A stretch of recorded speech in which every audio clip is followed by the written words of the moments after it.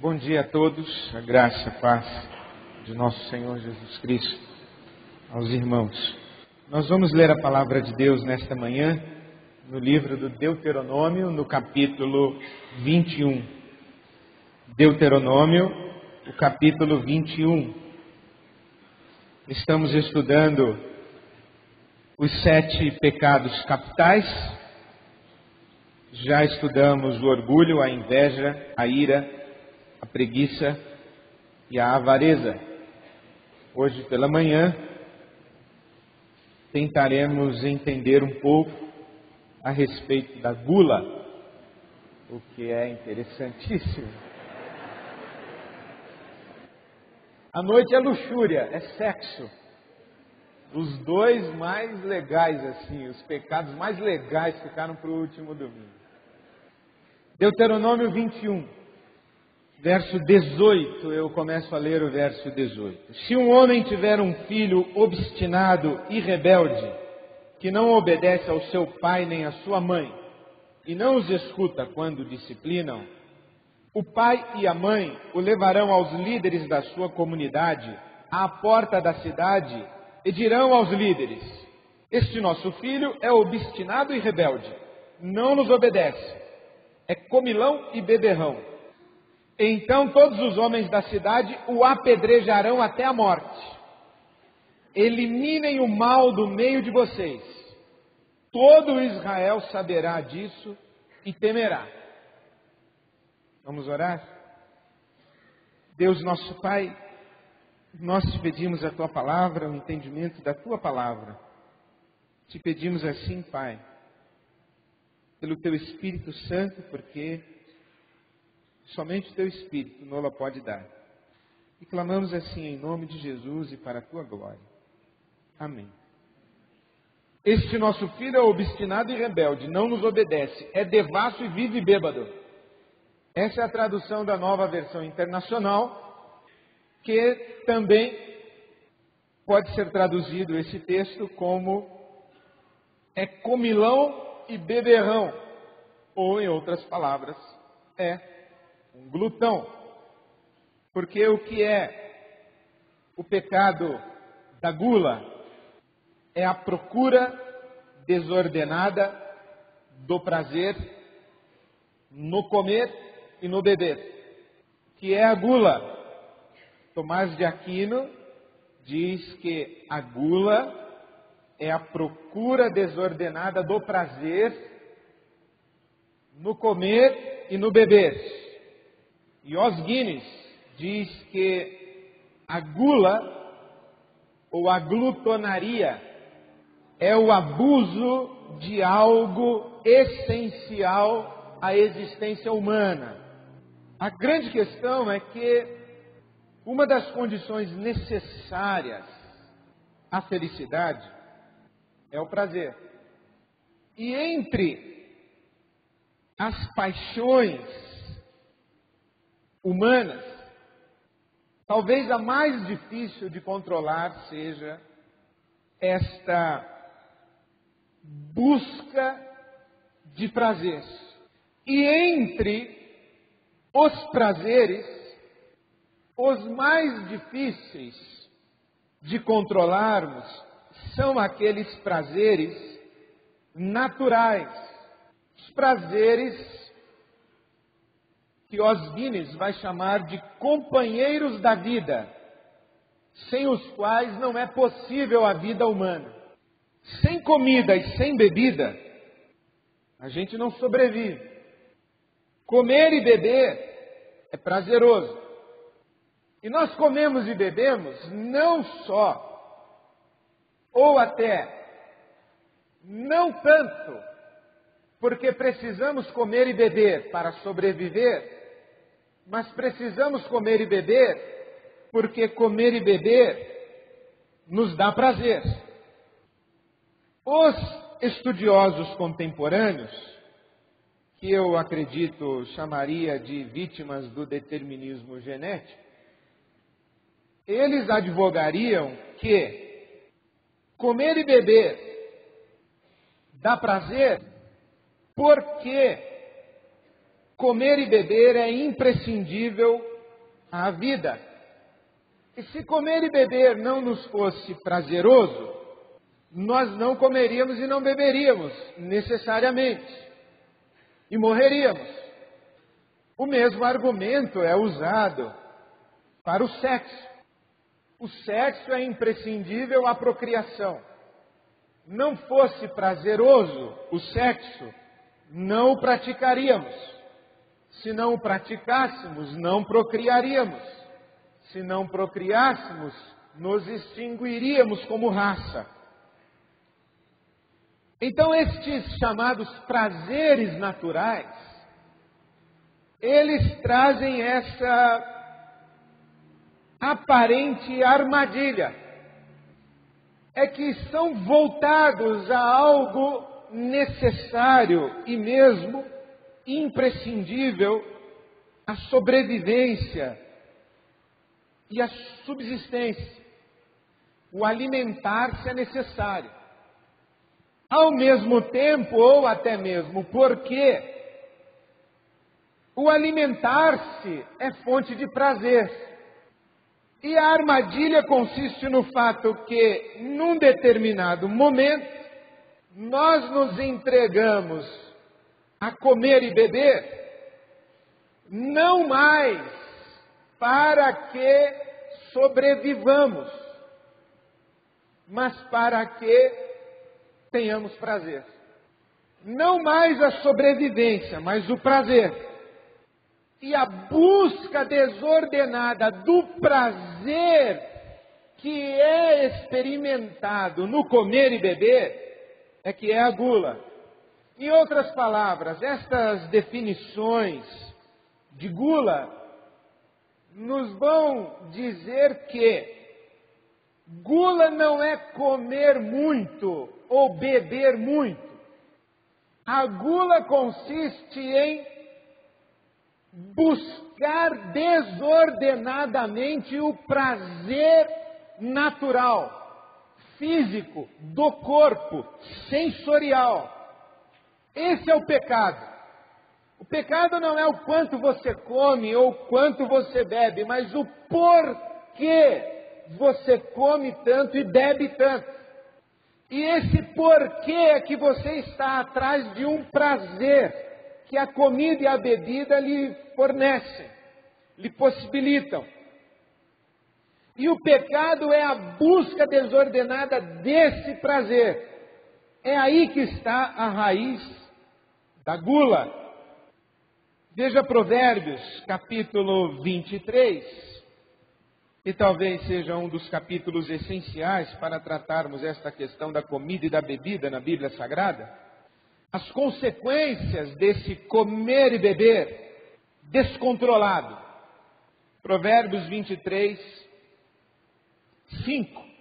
Porventura fixarás os teus olhos naquilo que não é nada, porque certamente criará asas e voará ao céu como a águia.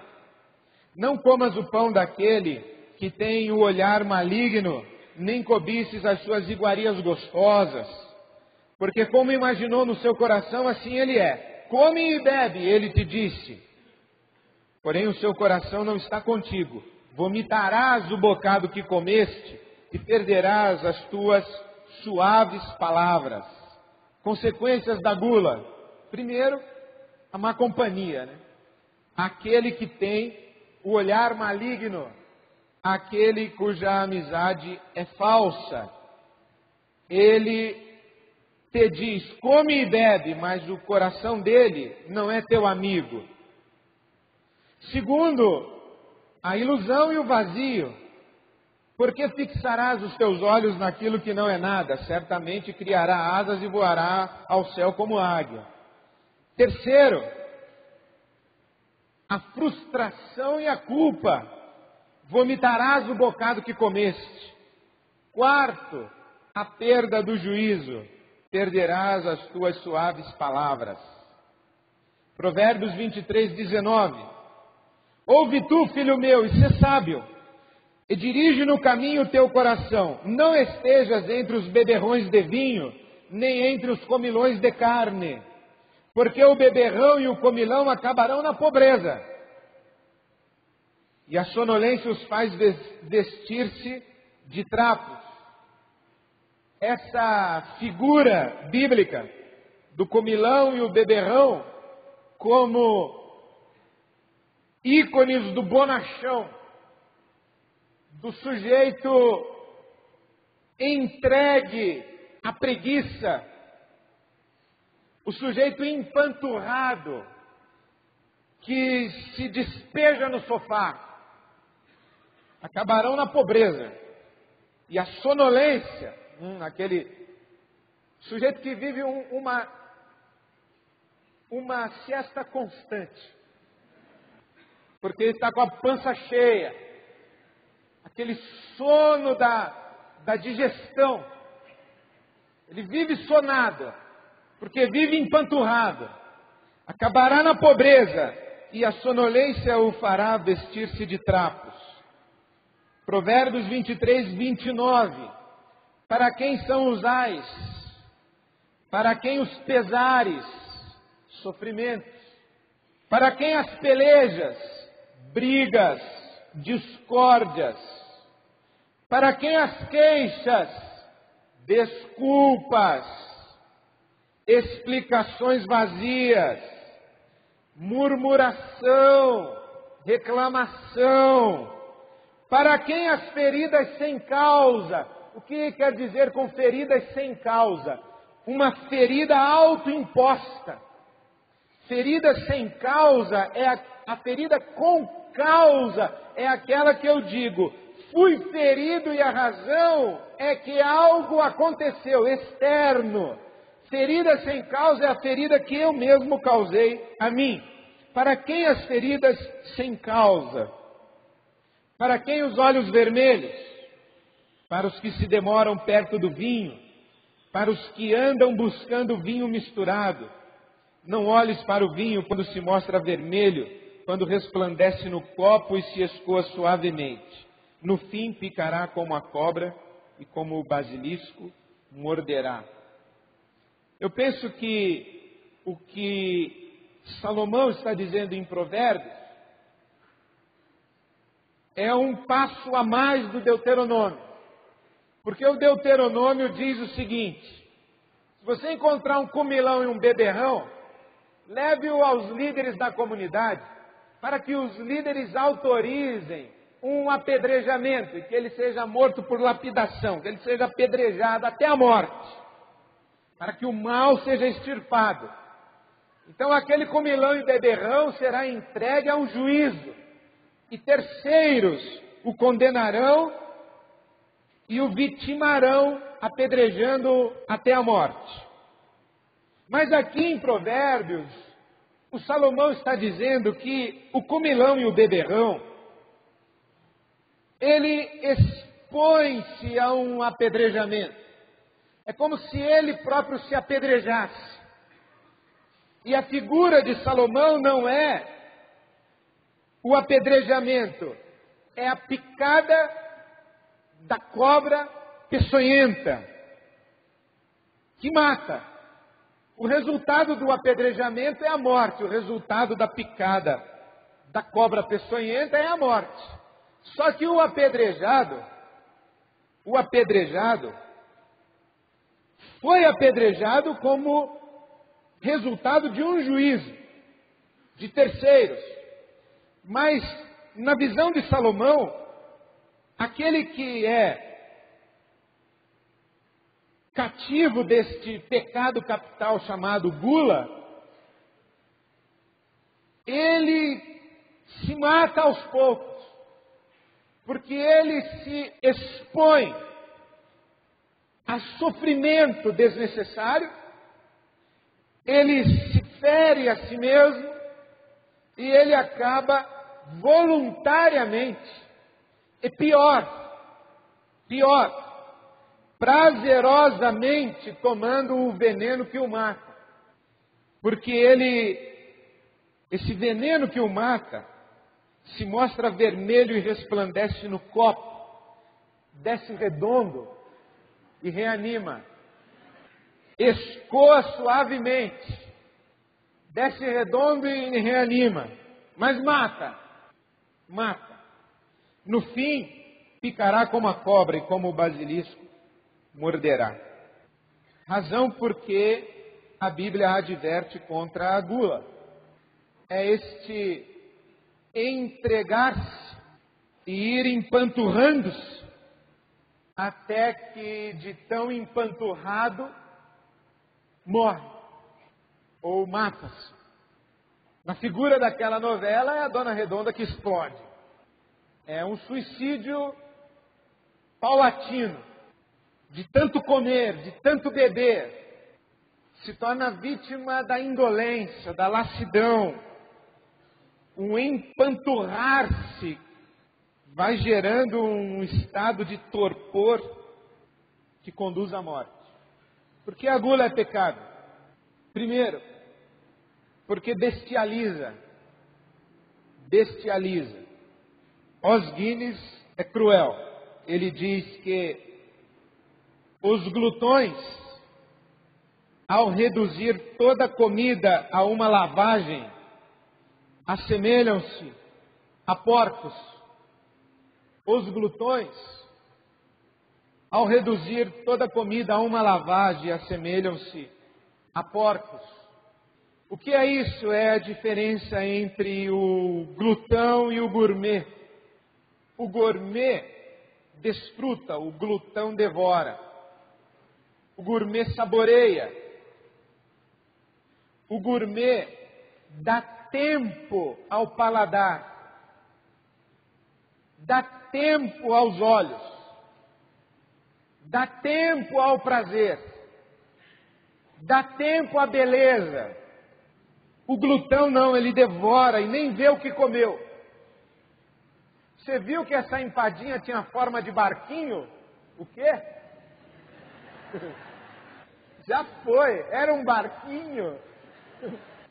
Ele devora, ele bebe e não sente o gosto do que bebeu. Come e não sente o gosto do que comeu. Não observou a forma do que comeu. Não sentiu o cheiro, o aroma do que comeu. Não teve um prazer completo. Aliás, não teve prazer nenhum. Ele só devorou. Em outras palavras, é um bicho. Ele não aprecia, ele engole. Então, esse pecado da gula bestializa. Segundo, porque eu creio esse pecado da gula implica uma ilusão. Qual é a ilusão? É pretender matar a fome da alma alimentando o corpo. Não é possível. Não é possível matar a fome da alma alimentando o corpo. Não é possível controlar a ansiedade com açúcar. Não é possível. Evidentemente que o déficit químico no seu organismo gera um estado emocional alterado. E o equilíbrio químico do seu organismo, em tese, produz um estado emocional equilibrado. Aí nós estamos falando de pessoas saudáveis, de organismos saudáveis. Mas nós estamos agora falando de uma ansiedade que não é resultado de déficit químico. Porque é uma ansiedade da alma. É uma insatisfação da alma, não é um déficit químico.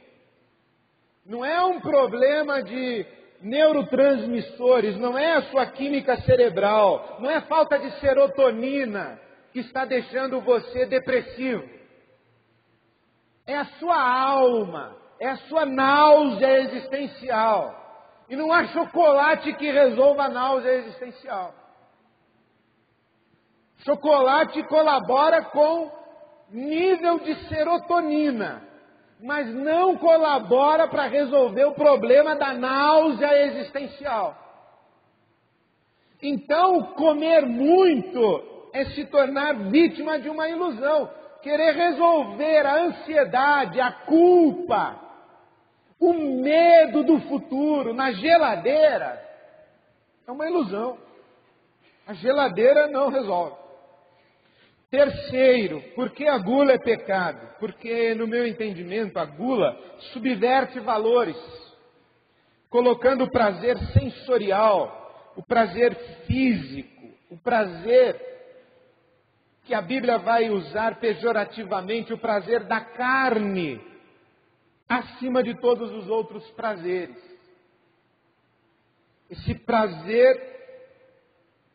prazer concreto, o prazer da matéria, acima de todos os outros prazeres. E vai subverter valores porque é esta gula que vai gerar o império da estética. E que vai gerar esta sociedade em que nós estamos vivendo, em que a aparência vale mais do que a essência. Por exemplo, arrisco dizer, não que não exista, é porque elas nunca falaram isso para mim. Arrisco dizer que eu nunca ouvi uma mulher que sofresse mais por ser egoísta do que por ter 2 quilos a mais. Porque 2 quilos, você deve ter pensado, pastor, se fossem 2 estava ótimo. Porque 2 quilos afligem tanto uma consciência, a tal ponto de causarem mais sofrimento, mais vergonha, mais senso de inadequação do que o vício da mentira, da fofoca, da maledicência, da inveja. Por que você não vai à festa? Porque eu sou maledicente. Nunca ouvi isso. Por que você não quer ir? É porque eu estou pesada demais.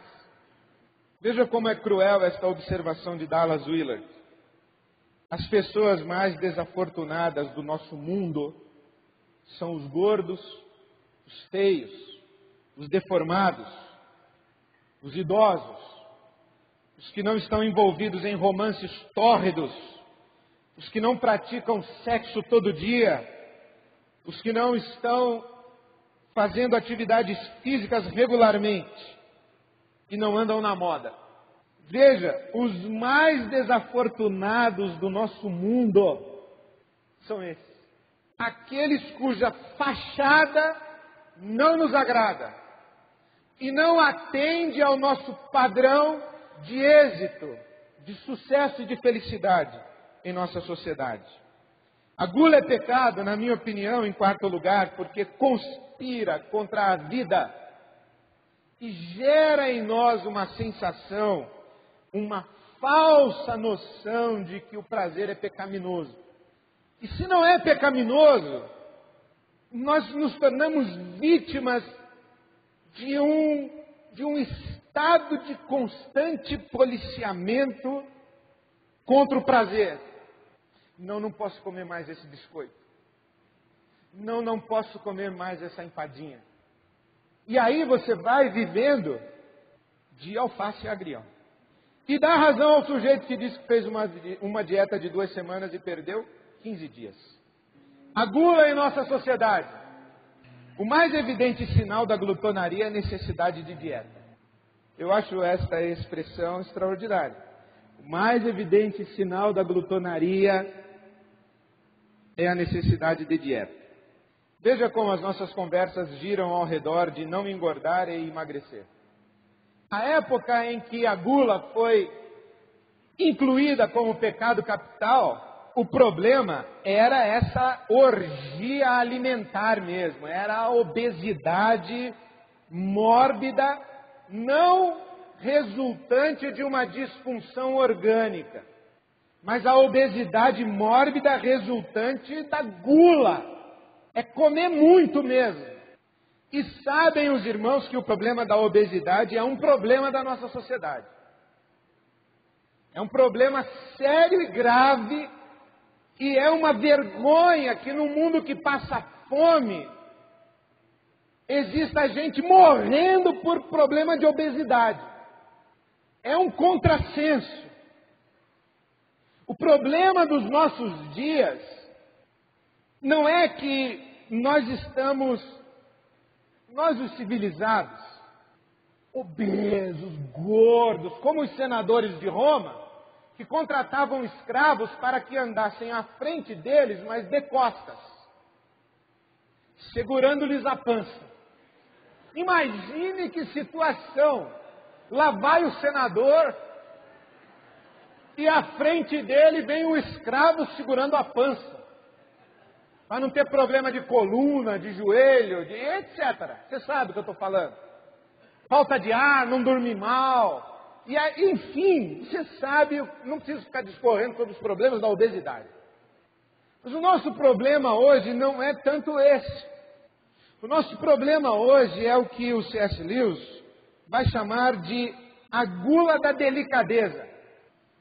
Não é tanto a gula do excesso, porque nós estamos numa sociedade que rejeita o glutão. Não é mais politicamente correto você ser glutão. Você é mal visto. Você é criticado. Então hoje todo mundo se preocupa com peso. A maioria por uma questão estética e uma minoria por uma questão de saúde. Uma minoria ainda por uma questão de estética e saúde. Mas todo mundo está preocupado com peso. E a nossa sociedade demonstra que é vítima do pecado da gula, por exemplo, quando nós convivemos com essas malditas disfunções alimentares. A bulimia e a anorexia nervosa. A bulimia, distúrbio do apetite, e a anorexia nervosa, o medo patológico de engordar, que rouba o apetite. E a pessoa tem 30 quilos, ela se olha no espelho e acha que está gorda. E morre. 20% dos pacientes acometidos de anorexia nervosa vão a óbito, infelizmente. Então nós somos vítimas da gula da delicadeza. Qual é a gula da delicadeza?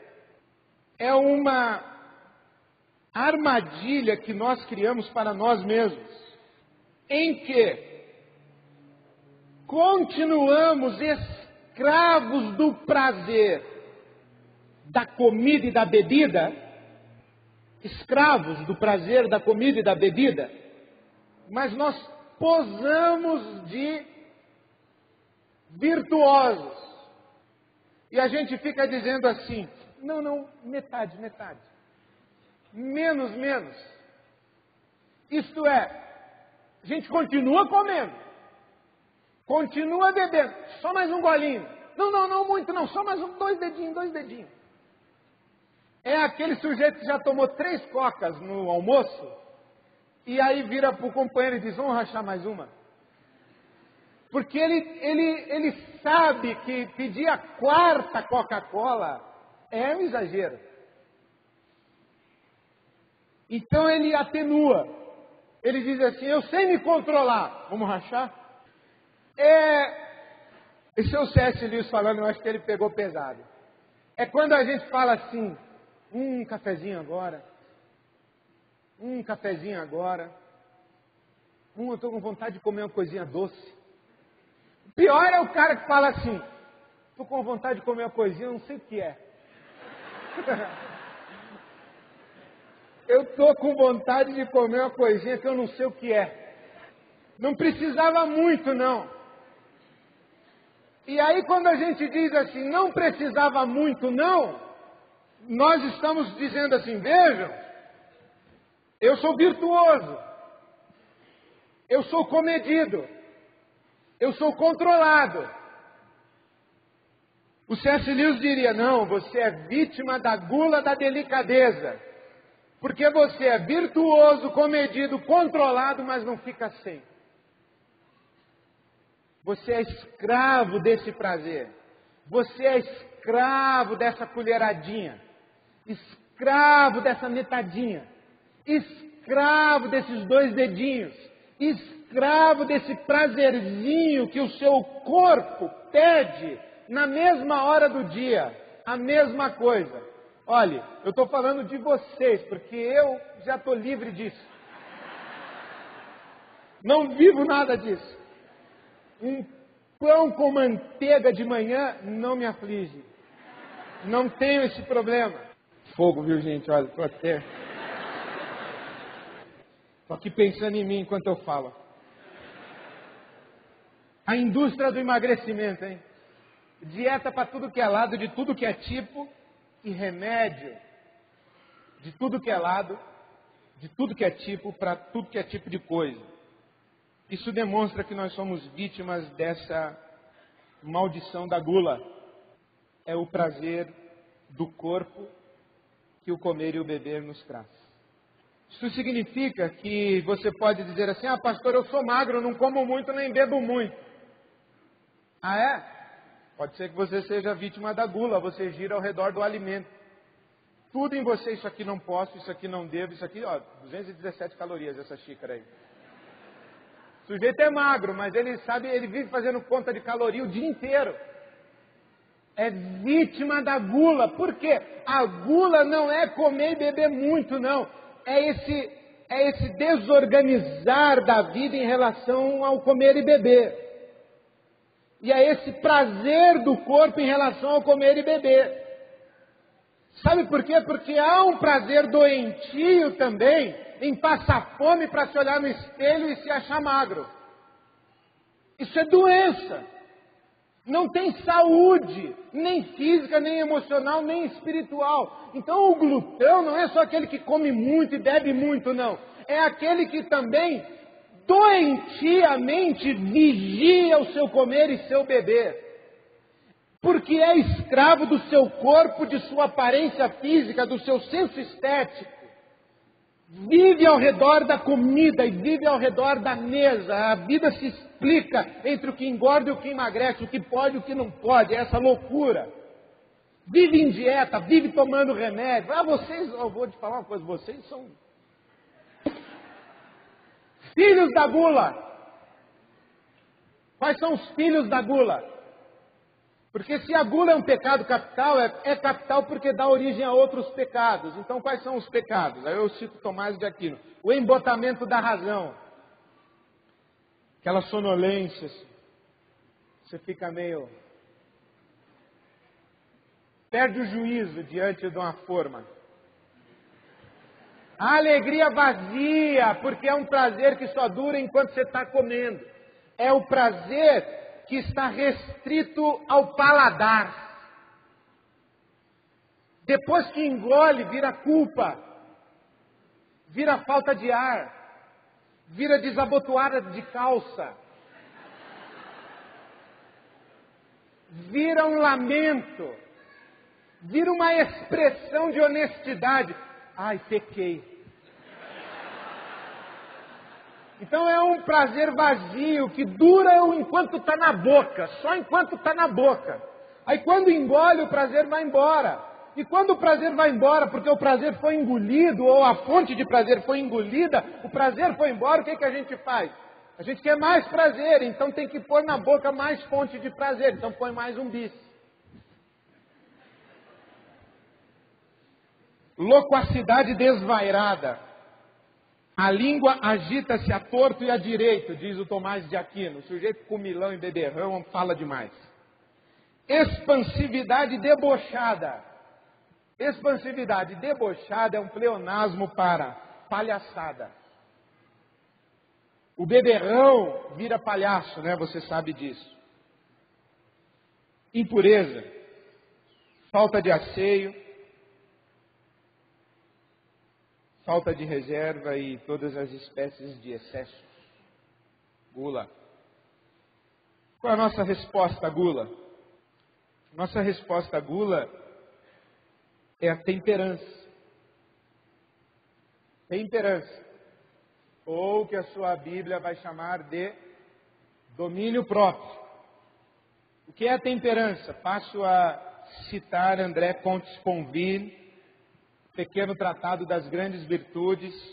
Se a memória não me trai, é a terceira vez em que leio estas linhas de André Comte-Sponville deste púlpito. Falando sobre a temperança, Sponville diz que não se trata de não desfrutar ou desfrutar menos. Isso não seria virtude, mas tristeza. Não temperança, mas ascetismo. Não moderação, mas impotência. Não se trata de desfrutar menos, mas de desfrutar melhor. É próprio da pessoa sábia usar as coisas e ter nisso o maior prazer possível, sem chegar ao fastio, que não é mais prazer. Em outras palavras, quando você dá uma colherada assim num doce de leite, é uma delícia. Mas lá pela 17ª, assim, começa a ficar enjoativo. Aí você já passou do prazer e chegou no fastio. Digamos assim que o fastio até veio antes da 17ª. É que a primeira tem gosto de doce de leite. Chega lá na terceira, já não tem muito gosto. Lá na 17ª você já tem repulsa. O sábio é aquele que sabe desfrutar do objeto de prazer antes que se torne fastio. E antes que se torne repulsa, parar. Chega. A temperança é essa virtude pela qual permanecemos senhores dos nossos prazeres em vez de seus escravos. Palavras de André Comte Sponville, repito. A temperança é essa virtude pela qual permanecemos senhores dos nossos prazeres em vez de seus escravos. Esse parágrafo, eu acho que é de uma lucidez extraordinária. Exceto pelo exemplo do cigarro, que eu não gosto, sou veementemente contra o cigarro. Que prazer é fumar quando podemos prescindir de fumar? Beber quando não somos prisioneiros do álcool. Fazer amor quando não somos prisioneiros do desejo. Prazeres mais puros porque mais livres. Mais alegres porque mais bem controlados. Mais serenos porque menos dependentes. É fácil? Claro que não. É possível? Nem sempre. A inteligência dessa fala do Comte Sponville é extraordinária. Você tem prazer em um objeto de prazer quando você pode prescindir do objeto de prazer.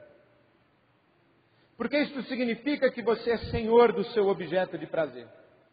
Se você não pode prescindir do seu objeto de prazer, você é escravo do seu objeto de prazer.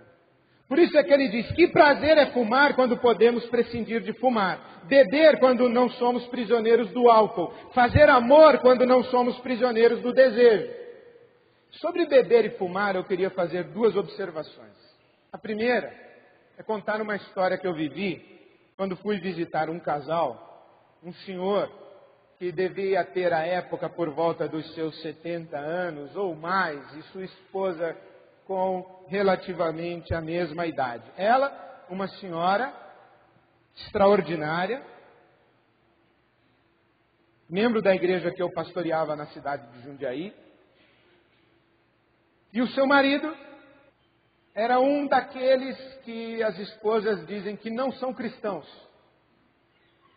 E que não são cristãos porque não frequentam a igreja e porque não se batizaram na igreja evangélica. Então eles não são crentes, não são salvos.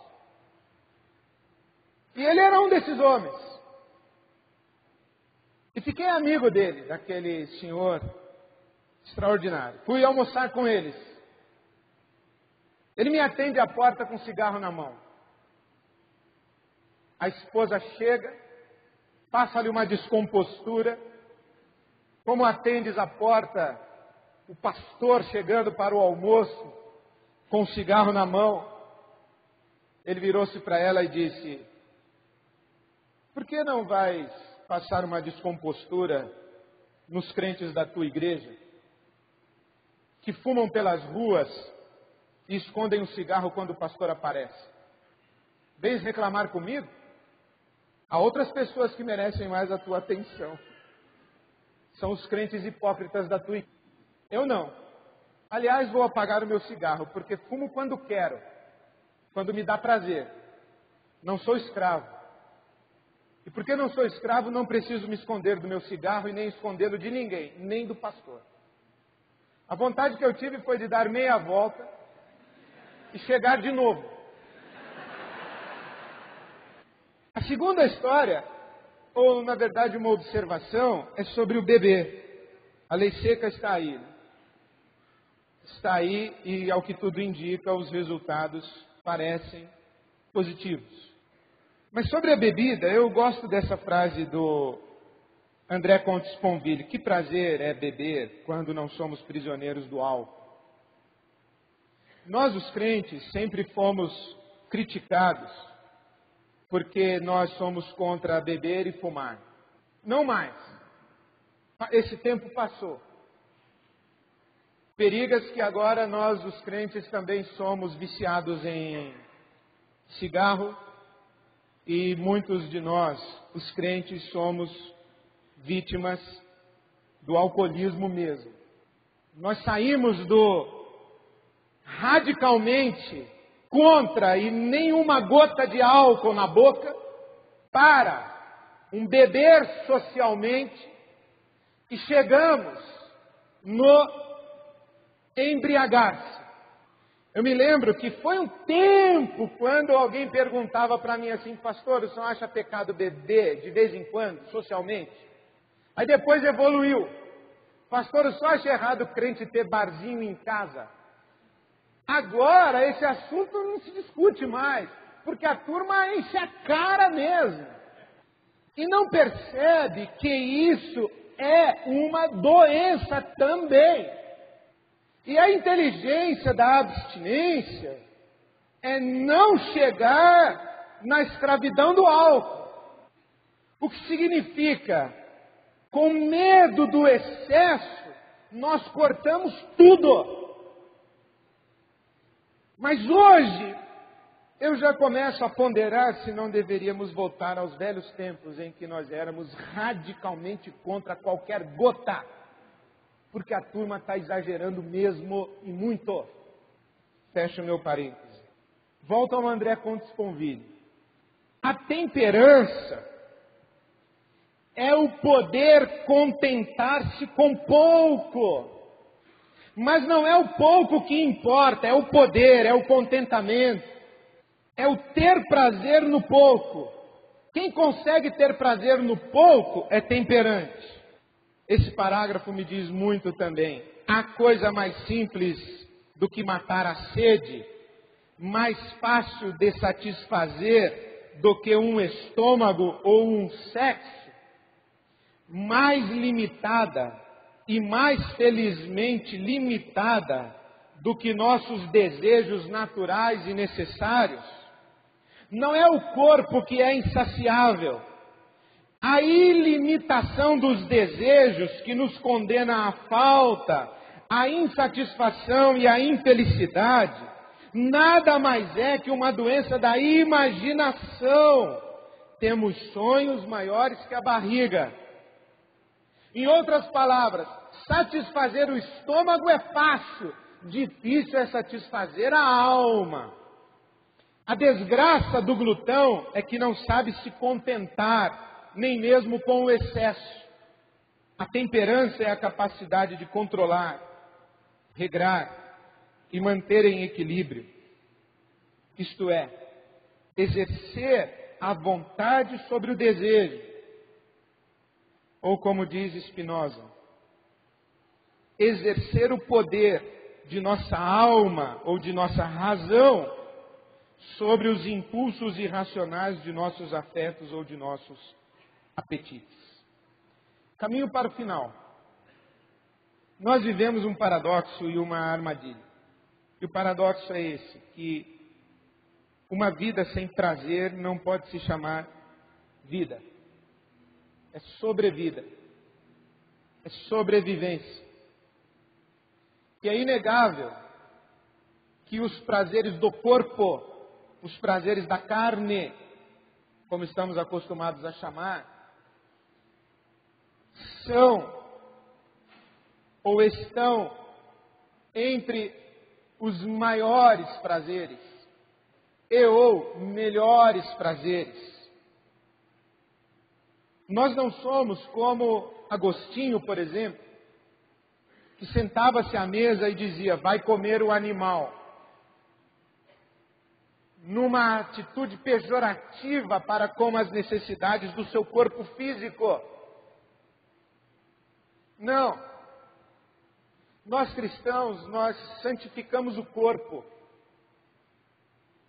Nós legitimamos o prazer do corpo. Isso é estar vivo. O prazer de comer, o prazer de beber, o prazer do sexo, o prazer de estar aquecido no inverno, de estar refrigerado no verão. Isso não é ilegítimo. Mas a armadilha é que isso é tão bom que a gente acaba achando que todo o prazer está nisso. E reduz a vida a esses prazeres do corpo. E a gente fica preso a esses prazeres do corpo. E presos a esses prazeres do corpo, nós acabamos que nos viciamos nos prazeres do corpo. E o vício do prazer do corpo não é apenas o vício do comer e beber. Preste atenção no que eu vou lhe falar agora. Não é só o vício do comer e beber. Porque tudo que nós fazemos implica uma reação química e uma sensação de bem-estar físico. Não existe algo que você faça que seja só espiritual. O seu prazer espiritual, ele também tem um correspondente no seu corpo físico. Digamos assim que o louvar a Deus traz a você uma sensação de bem-estar físico. Assim como comer traz para você um prazer físico, conversar com um amigo também. Abraçar uma pessoa querida também, isso é um prazer físico. Fechar os olhos e ouvir uma boa música também. Praticar um exercício físico também. Não é só comer e beber. Agora preste atenção no que eu vou lhe dizer. Mentir também. Enganar também. Falsear uma imagem também.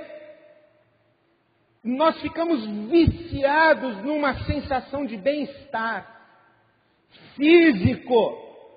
Só que esse bem-estar físico pode vir de algo que comemos, de algo que bebemos, ou de um hábito, como por exemplo a mentira que desenvolvemos. Nós temos uma sensação de bem-estar quando nós mentimos. O sujeito fica viciado em mentir. O corpo aprende os hábitos da alma. E o prazer que é legítimo é o prazer que advém dos objetos de prazer legítimos e dos hábitos legítimos e nas medidas legítimas. Por quê? Porque a felicidade não é resultado de prazer e conforto. É possível ser feliz na cova dos leões. E é possível ser infeliz no banquete do rei no palácio. Por quê? Porque a felicidade, isso que nós queremos, esse estado de bem-aventurança, não nos advém do nosso prazer ou do nosso conforto, mas daquilo que os psicólogos contemporâneos, adeptos da psicologia positiva, estão chamando de gratificação. O que é gratificação? É um prazer, uma satisfação que nós experimentamos quando temos consciência que o acesso àquele prazer e àquela satisfação exigiu virtude espiritual. Exemplo: quando eu como uma bomba de chocolate, eu tenho prazer. Mas quando eu estou imbuído de um objetivo olímpico e eu não como a bomba de chocolate, exercito a minha consciência, a minha razão, a minha vontade, o meu direito de escolha, a minha capacidade de dizer sim e de dizer não. Quando eu me imponho sobre um desejo, um apetite, isto é, a virtude em comer ou não comer, o resultado não é só prazer, é gratificação. Quando o meu prazer é misturado com uma virtude do meu espírito, uma virtude que é própria do meu caráter, da minha integridade como pessoa e como ser humano, quando o meu prazer é misturado com a minha virtude, daí resulta gratificação e senso de realização e saciedade, satisfação duradoura. Mas quando o meu prazer é apenas um prazer físico, que não tem a minha virtude, não tem o meu caráter, não tem a minha capacidade de dizer sim e dizer não, não tem a minha prerrogativa de escolher e decidir, é só um prazer animal, é só prazer. Não resulta em gratificação, não resulta em satisfação, não resulta em contentamento. E eu fico a imaginar se não é de fato isso que o apóstolo Paulo está querendo nos ensinar, quando ele diz: eu aprendi o segredo do contentamento. E termino com Filipenses capítulo 4. Filipenses capítulo 4. Começo a ler o verso 10. Alegro-me grandemente no Senhor, porque finalmente vocês renovaram o seu interesse por mim. De fato, vocês já se interessavam, mas não tinham oportunidade para demonstrá-lo. Não estou dizendo isso porque esteja necessitado, pois aprendi a adaptar-me a toda e qualquer circunstância. Sei o que é passar necessidade e sei o que é ter fartura. Aprendi o segredo de viver contente em toda e qualquer situação, seja bem alimentado, seja com fome, tendo muito ou passando necessidade. Tudo posso naquele que me fortalece. Olha o que o apóstolo Paulo está dizendo para nós. O meu contentamento, ele não advém de eu estar bem alimentado. E o meu descontentamento não advém de, porventura, eu passar fome. Porque eu aprendi, eu exercito a minha prerrogativa de ser humano, de escolher, de decidir, de saber como reagir e como me comportar, tendo muito e tendo pouco. Quando eu tenho muito, eu sei ter muito. E quando eu tenho pouco, eu sei ter pouco. E quando eu tenho nada, eu sei ter nada. Porque o meu prazer é misturado com a minha virtude, é este meu saber, e é este tudo posso naquele que me fortalece, que é o segredo do meu contentamento. E se você prestar bem atenção, vire a página da sua Bíblia só uma vez, e você vai chegar em Filipenses capítulo 3. Em Filipenses capítulo 3, no verso 17, ele diz assim: irmãos, sigam unidos o meu exemplo e observem os que vivem de acordo com o padrão que lhes apresentamos. Pois como já lhes disse repetidas vezes, e agora repito com lágrimas, há muitos que vivem como inimigos da cruz de Cristo. O destino deles é a perdição, o seu Deus é o estômago, e eles têm orgulho do que é vergonhoso. Só pensam nas coisas terrenas.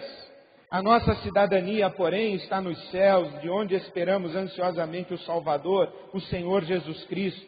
pelo poder que o capacita a colocar todas as coisas debaixo do seu domínio, Ele transformará os nossos corpos humilhados, tornando-os semelhantes ao seu corpo glorioso.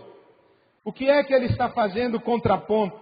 Aqueles cujo Deus é o estômago, cujo Deus é o ventre, aqueles que são vítimas e escravos dos seus apetites físicos, sensoriais, aqueles que são os comem, tentando matar a fome da alma, alimentando o corpo.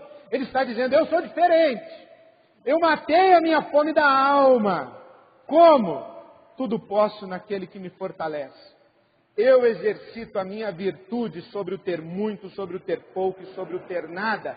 E é desse exercício da virtude que advém o contentamento e a felicidade. Por quê? Porque a gula não está em comer muito e comer pouco. A gula está em subjugar ou submeter o prazer aos desejos, especialmente os desejos do corpo. Paulo está dizendo, não, o verdadeiro prazer, a legítima satisfação, a verdadeira realização, acontece quando você mistura ao objeto de prazer a sua virtude de ser humano, de ser humana.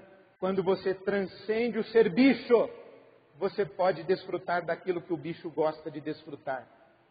Enquanto você não transcende o ser bicho, você não se satisfaz com o que o bicho come. Mas quando você transcende o ser bicho, então você pode comer como bicho, porque você vai ter satisfação legítima, porque o seu bicho estará controlado pela sua virtude humana e você então encontrará o segredo do contentamento. Gálatas 5, 22 e 23 dizem para nós que esta capacidade, chamada temperança, é fruto do Espírito Santo. Por isso é que o Sponville diz, é fácil? Claro que não. É possível? Diz ele, nem sempre. Nós cristãos diremos, a vida temperante é fácil? Claro que não. É impossível. É possível? Claro que não. É impossível.